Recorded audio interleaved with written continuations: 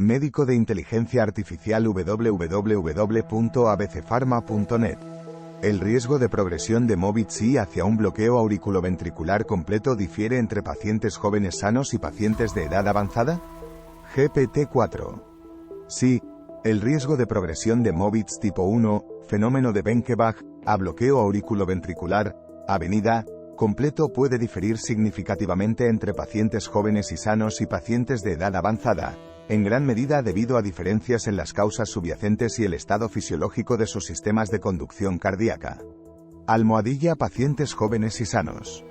En individuos jóvenes y sanos, el bloqueo auriculoventricular de Mobitz tipo 1 suele ocurrir de forma transitoria y suele ser benigno. Puede verse en situaciones de tono vagal elevado, como durante el sueño o en deportistas. En estos casos, el bloqueo auriculoventricular suele estar al nivel del nódulo auriculoventricular y es menos probable que progrese hasta un bloqueo auriculoventricular completo porque 1. Tono vagal alto. El aumento del tono vagal puede suprimir temporalmente la conducción del nódulo auriculoventricular, lo que provoca períodos de Benkebach. La influencia vagal es reversible y normalmente no produce daño estructural dentro del sistema de conducción. 2. Ausencia de enfermedad cardíaca estructural. Las personas jóvenes y sanas tienen menos probabilidades de tener una enfermedad cardíaca estructural, que es un factor de riesgo importante para la progresión del bloqueo auriculoventricular. 3. Buena reserva miocárdica. El tejido miocárdico más sano en individuos más jóvenes tiene mejores respuestas adaptativas a los cambios en la conducción y es menos propenso a un deterioro significativo con el tiempo. Pacientes de edad avanzada. Por el contrario, los pacientes de edad avanzada tienen un mayor riesgo de progresión de Mobitz tipo 1 a bloqueo auriculoventricular completo debido a varios factores. 1. Degeneración relacionada con la edad. El envejecimiento se asocia con cambios fibróticos en el sistema de conducción, incluido el nódulo auriculoventricular y el sistema His-Purkinje. Estos cambios pueden conducir a formas más persistentes y progresivas de bloqueo avenida. 2. Presencia de enfermedad cardíaca estructural. Los pacientes de edad avanzada tienen más probabilidades de tener una enfermedad cardíaca estructural subyacente, como cardiopatía isquémica, enfermedad cardíaca hipertensiva o anomalías valvulares, que pueden predisponer a la progresión del bloqueo auriculoventricular. 3. Comorbilidades. Condiciones como la diabetes mellitus, que son más comunes en los ancianos, pueden contribuir a la degeneración del sistema de conducción cardíaca.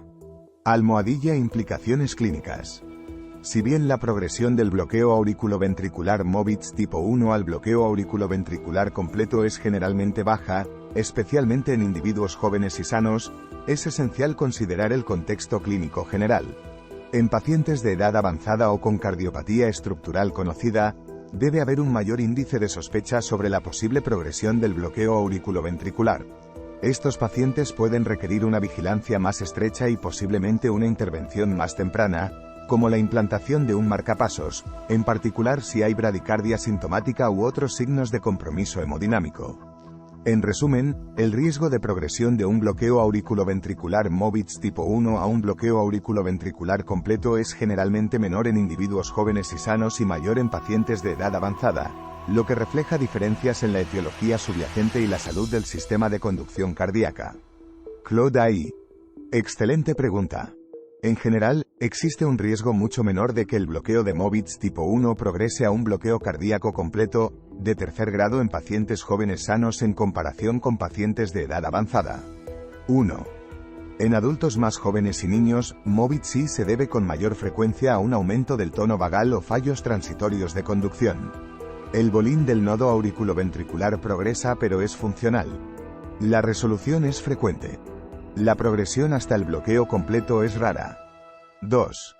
En pacientes mayores, el bloqueo de Mobitz-C existe con mayor frecuencia debido a un daño en el tejido del sistema de conducción o una enfermedad cardíaca progresiva. Como tal, el riesgo de desarrollar un bloqueo de tercer grado aumenta aproximadamente entre un 4% y un 10% con el tiempo, dependiendo de la deformidad. 3.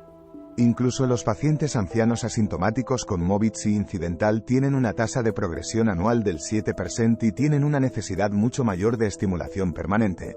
El tejido de conducción tiene una redundancia menos viable. 4. La enfermedad cardíaca coexistente también hace que el sustrato sea más vulnerable. Cuanto más saludable sea el estado cardíaco subyacente del paciente, menores serán los riesgos a pesar de las diferencias de edad. Pero el sustrato dañado por la edad por sí solo confiere un riesgo sustancialmente mayor.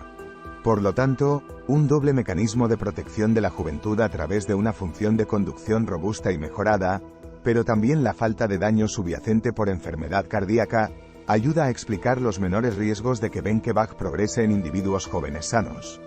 ¿A qué te refieres cuando dices bolín del nodo auriculoventricular? Claude AI.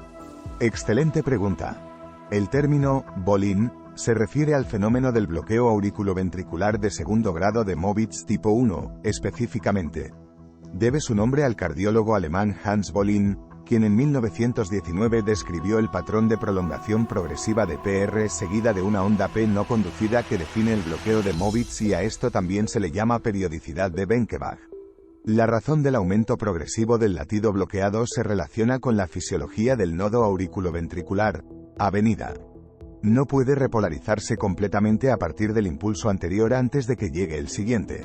Esto inicia una cascada de recuperación y conducción ligeramente más retrasadas con cada latido sucesivo, que se manifiesta como un alargamiento incremental de PR en el ECG. Finalmente, el tiempo hasta la repolarización del nódulo auriculoventricular excede la llegada de la siguiente onda P.